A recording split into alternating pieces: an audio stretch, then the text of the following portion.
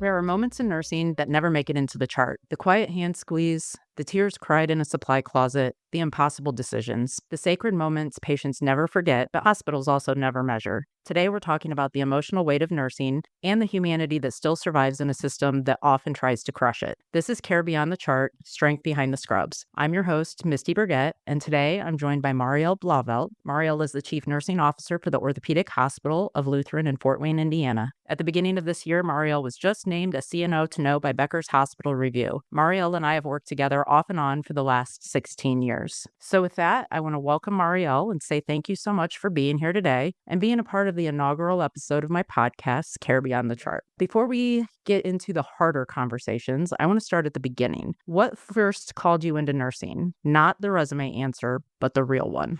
Well, first of all, Missy, thank you for having me. This is quite an honor to be a part of this. To answer that first question, I don't have those experiences, I think, like maybe other people have. I've heard stories of I took care of a sick family member. I was in the hospital a lot as myself as a child, and I saw what the nurses did. So I don't have that kind of a story to tell. My story, sometimes people find humor in it, but I found myself as a child liking to make people laugh, or I always wanted people to feel better, shall I say. And so I remember I was 6 years old telling my mom I wanted to be a clown when I grew up. And obviously, I don't think any parent really wants to hear their child say that they want their child to be a clown. My mom's response was, well, you're going to have to run off and join a circus then. And so as any 6-year-old, you're thinking, well, I don't want to run away from my mommy and join a circus. So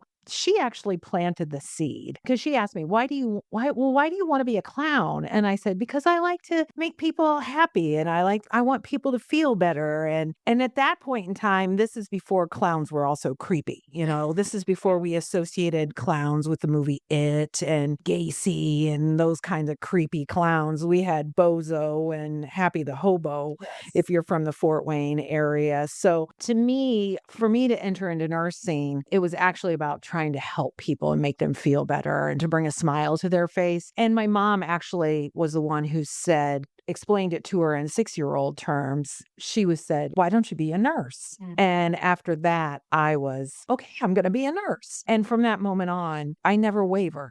I just knew I was always going to be a nurse. There was never a question going through high school. I was always going to be a nurse. Yeah. How would you describe your current role in nursing? Well, my current role in nursing as a chief nursing officer is one in leadership. I've had lots of different roles in nursing. You asked me about my current. I think before I explain my current role, it's important to know kind of how I got here. I started out at Wishard Hospital in Indianapolis, Indiana, and today and now it's called Eskenazi. Wishard and Eskenazi is a county hospital, inner city. I started out there on a med-surg tele floor. I worked in a constant observation unit. I did charge nurse. I precepted, and there was an assistant unit manager position that became open. And I was probably a nurse now for about a year and a half.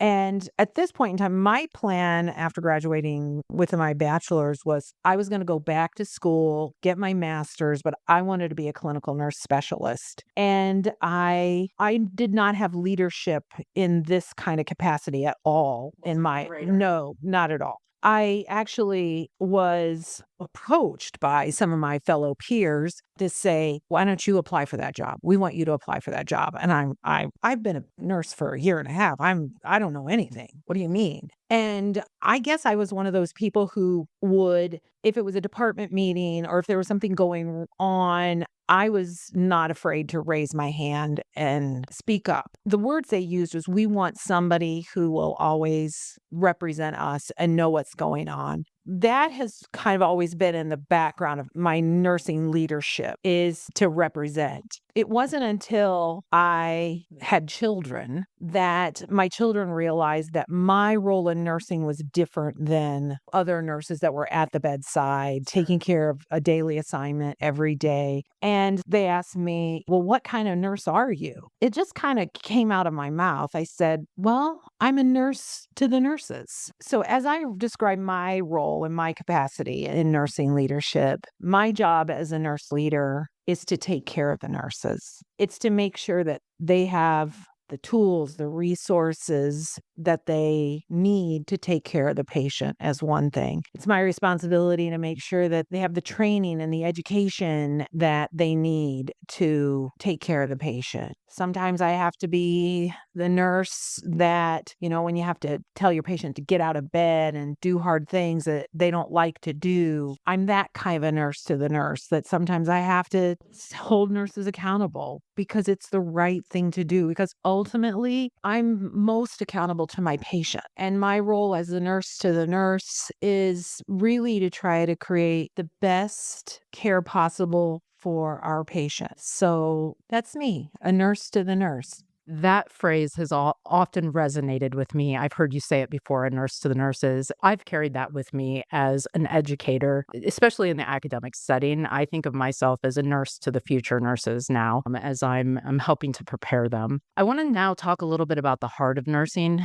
I think people outside healthcare often misunderstand what nursing really is. They see the tasks, but we experience the humanity of it. What does compassion in nursing actually look like during a really busy shift, do you think? I think the compassion is kind of how you described within your introduction. It's the stopping and holding of the hand. It's listening to the patient and hearing what they're saying, sitting on the edge of the bed. Those are physical things that are the compassion of nursing. My cousin's daughter, I'm getting emotional. My cousin's daughter is about to enter nursing school. So I wanted to get her something as she enters her world, the world of nursing. And so I decided, okay, I want to get her a stethoscope. So found out from her dad, hey, what's her, what color would she like and all that sort of stuff. But what I also did is I got this. It's it's a charm, but it doesn't dangle because I don't think that's maybe the safest thing. But it's something that clips around her stethoscope. So it has her first name on it and it has it has her last name initial on it. But at the bottom, what I had inscribed was art and science. To me, when you talk about the compassion, that's part of the art. Art is beauty.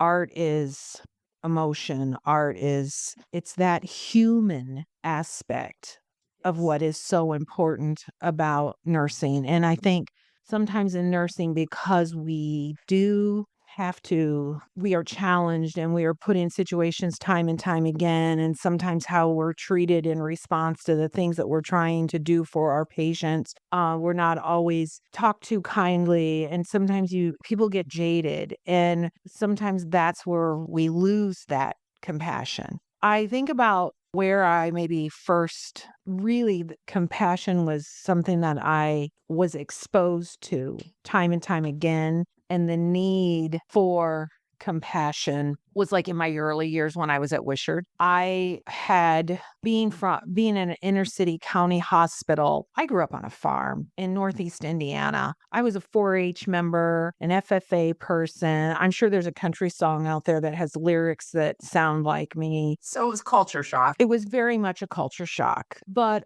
a culture also that I felt like I wanted to learn about, I wanted to understand or try to understand. There were so many different patients. As I knew this, you and I were going to have this conversation, these patients started to really flash back into my mind about compassion. I can think of, honestly, a patient. He was a homeless man. He was a kind of a frequent flyer.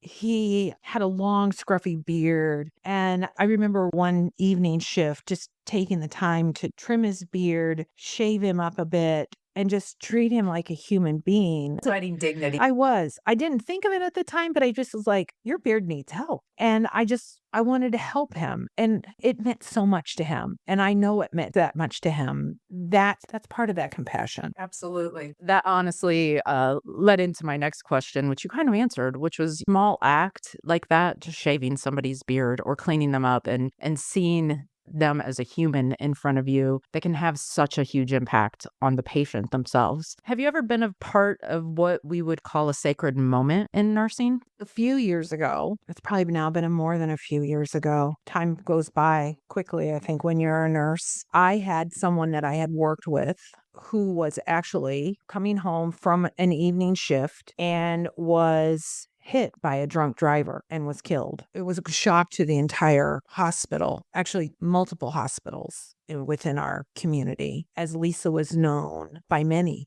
because of her involvement and her career in nursing. And after her services and all, the Lutheran hospital put on a memorial for her at the hospital because many nurses weren't able to attend like her funeral and such. And I believe that, they wanted to do something to honor Lisa. She had been a nurse at Lutheran Hospital for many, many years. I actually, at this point in time, was working at the Orthopedic hospital. Her manager at Lutheran actually asked me to speak at this memorial. And it was such an honor to speak of Lisa, her as a nurse, and just as nursing and as an experience and how it impacts us and how our bonds together are connected. Quite honestly, we're connected forever together. Sure. You can work in a place for several years and then maybe move on to a different place. But as soon as you run into these people again, You didn't miss a beat. you don't miss a beat. And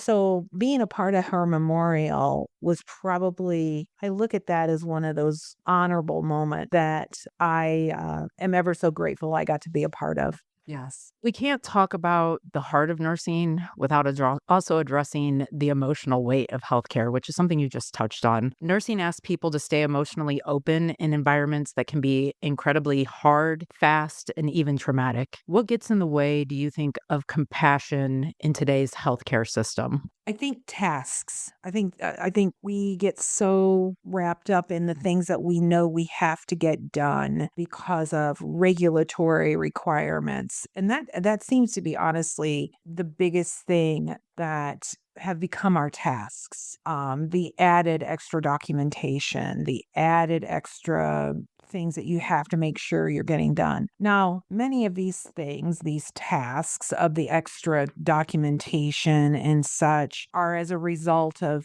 something else happening that has caused us to make sure that we document this. But Safety driven things. they are absolutely safety driven things, but they've added additional steps. Yes. The problem is we have not figured out how to take something off the nurse's plate. We keep adding to it. You're right. We keep adding to the plate. And we need to try to figure out how to create better efficiencies for a nurse. We have to take away the roadblocks. We have to figure out what we can take off of the nurse's plate rather than just say, well, this is something the nurse is going to have to do. This next question's kind of a hard one, and it requires a lot of honesty. Have you ever struggled to feel empathy? And if so, what did that look like? I can think of one time in particularly that I had zero empathy. The story behind this involves a patient who was under our care, my care, as a leader. And this patient, because a nurse, it wasn't time for his pain medication. And she explained, I can bring your pain medication in at such and such a time. She had gone through all the right things in regards to making sure that everything else was an option was given, all of those kinds of things. And the nurse she had exited the room. The patient got out of his room, basically stalked her down into the nurse's station, shoved her from behind. She spun around as a normal reaction, and he punched her in the stomach. Mm-hmm. When I found this out, even though this individual was still under our care, my care, as a leader of that department, I had no empathy for him whatsoever in regards to what his recovery was like. To me, he broke any rule that he shattered any right that he had. I proceeded to get him arrested. Good. I told him to his face, I will be happy to watch you be put into handcuffs, Mm-hmm. and walked out of this department. That's probably the one and only time that I can think that I really had zero empathy for an individual because of that physical assault that took place with a fellow nurse. Mhm. It makes me happy to hear you say that and how you handled that situation because there's definitely a shift that I have been seeing in healthcare where we used to just put up with that stuff as nurses and kind of chalked it up to it's part of our job. We might get hit, we might get kicked, we might get bit, we might get verbally abused. And there's been a shift I've seen where we're starting to hold people accountable that you can't come into this space and treat us any kind of way and expect us to take care of you. What's something in healthcare that you think quietly breaks nurses' hearts? I think when they feel like they aren't making a difference any longer. I think when nurses come out of school, maybe they don't realize how hard it actually is going to be. And then somehow we lose sight in the fact that each and every day we have an opportunity to make a difference. And we can't lose sight of the compassion, the humanity, the little things that we can do for our patients, for the family member, for another nurse, being that patient advocate. But I think sometimes it's also the ongoing they feel of lack of appreciation, not being heard. Sometimes it's also, as we talked earlier, the fact that healthcare and how patients and family members treat nurses, not every one of them, but it just seems like there's more of them that are more in your face, more people are owed to them certain kinds of things, and there's not the respect I give to you is not the same respect given back. So there's so many things I think that can break down a nurse, and we see nurses leaving because of that. So yeah, that's my thought process. Have you ever been in a situation where you knew the right thing to do, but you couldn't do it? The answer to that is no. Maybe I'm blessed and fortunate, or maybe it's that person inside of me that, like I said earlier, started me down this career and as a nurse leader instead of that clinical nurse specialist that I thought I was going to be. My moral compass will not allow me to go along with something. You just mentioned moral compass. So I'm sure you've had situations, though, that have caused moral distress. How do you cope with that?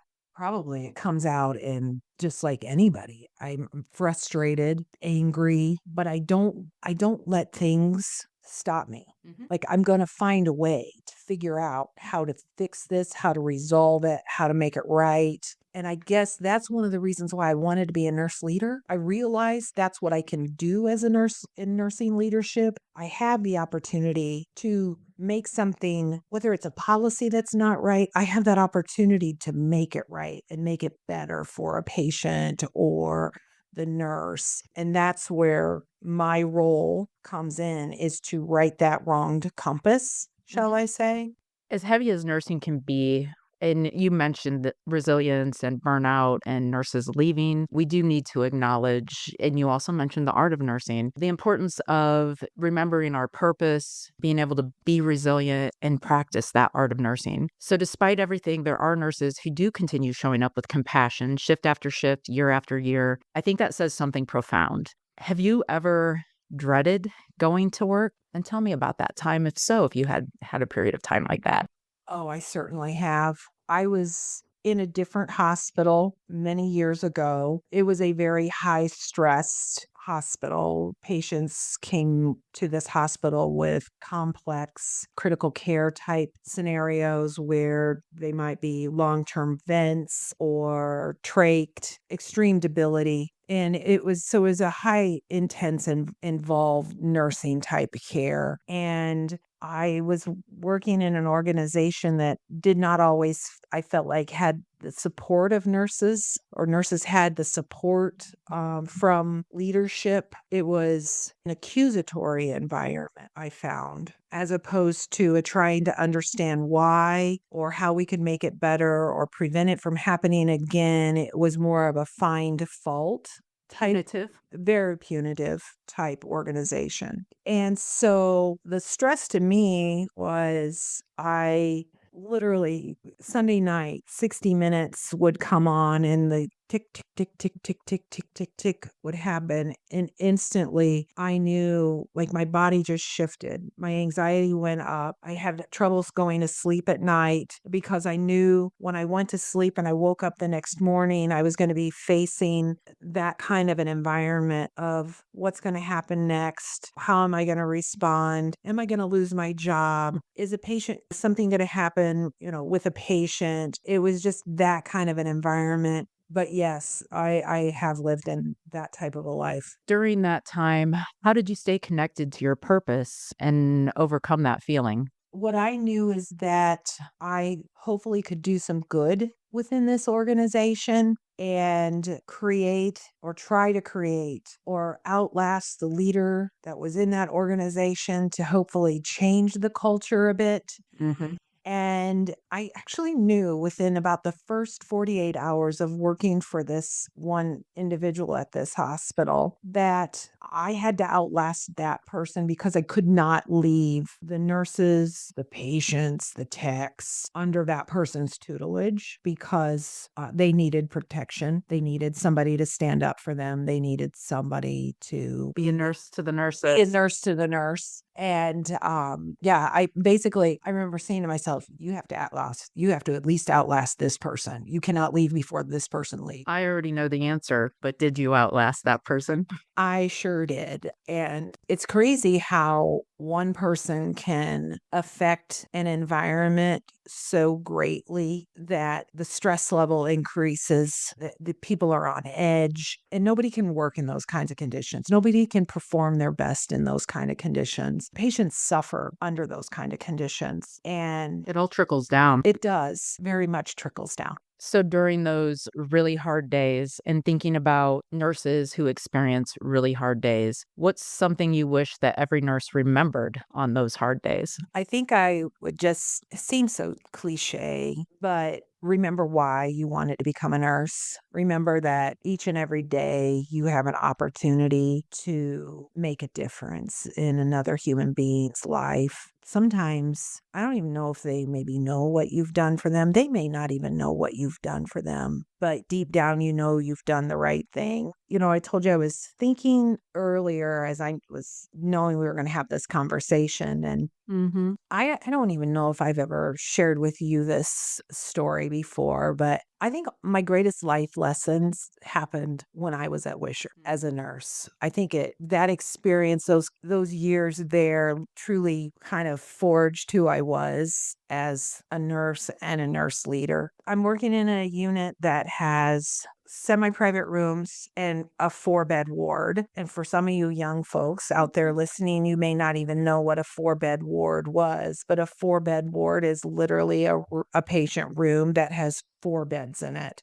For also all of you young nurses out there that are in charge, if you ever experience a 4-bed ward, you never, ever put women in a 4-bed ward. I learned that the hard way. Claire Holleran, one evening, I admitted women into the 4-bed ward, and the next morning, the charge nurse on day shift that approached me when I arrived in the evening and scolded me for admitting women into a 4-bed ward. And I learned quickly because they then assigned me that 4-bed ward of women because instantly, as soon as one needed an extra box of Kleenex, the other one needed an extra box of Kleenex. It just seemed like they fed off of each other. And so soon I learned you never put women in a 4-bed ward. But on a kind of a more serious note, I was in charge on an evening shift. We had a 4-bed ward that had a bed in it with all men, or I had a semi-private room that already had a woman in it. And I was called by the ER and I was told that I had a patient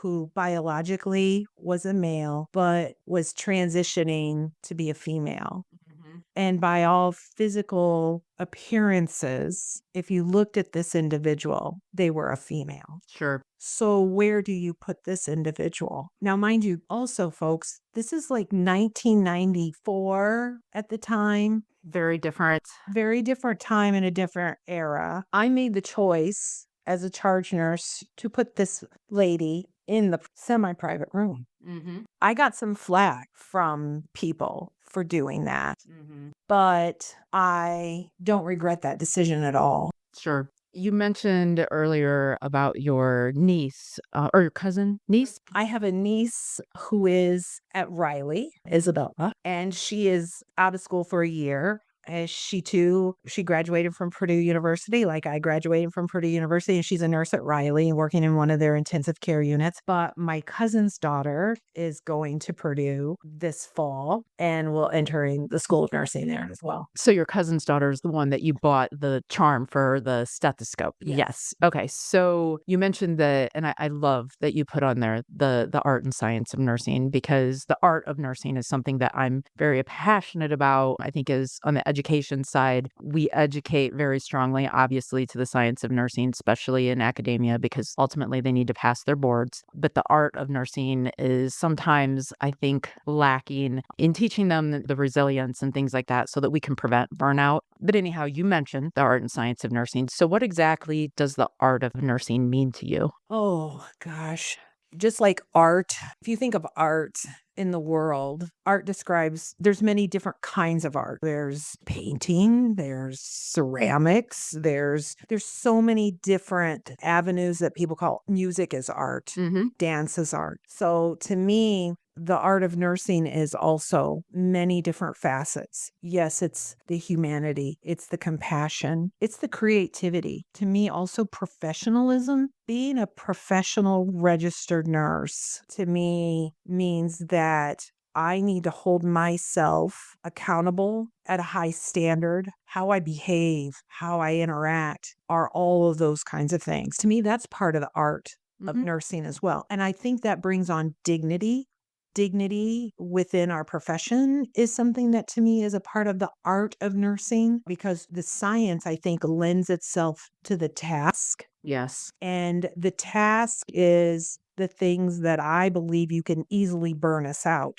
It's the physical functionality stuff. And I think this part that keeps us softened and malleable almost, that we can get through anything, is the art part of it. Mm-hmm. If you could change one thing about nursing or healthcare tomorrow, what would it be? Oh my goodness. That's a huge question. There's so many things within healthcare that need help.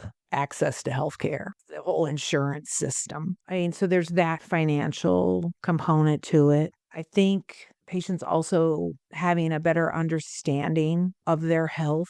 But honestly, I think biggest thing that needs to change is patients should not have to have somebody within their family to help them navigate through healthcare. Here's what I mean by that. How many of us or you have said, if you don't have a nurse in your family that's helping you navigate through a critical healthcare scenario, you're going to get lost in the system? Yes. To me, I feel like that should never be the case. Patients shouldn't get lost somehow in the system. I wish that could be a part of the change. And how that happens is healthcare is demanding and it's fast paced, and people are asked to do a lot. Sometimes we just have to make sure somehow we all slow down for every single patient and make sure every single patient is looked at and listened to. Oh my gosh, we have to listen to our patients. They are their own experts, honestly. Listening to what they're saying to us.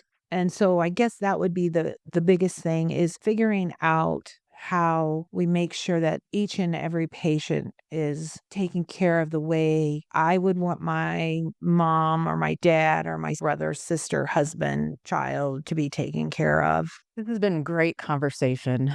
You've hit on some really important things to me. Now, as we start to wrap up, I want to do a quick lightning round of questions called This or That to lighten up this heavy conversation a bit. I'm going to give you two things to pick from, and you tell us which you prefer. So let's start. Night shift or day shift? Gosh. Oh, it's supposed to be lightning, right? Yes.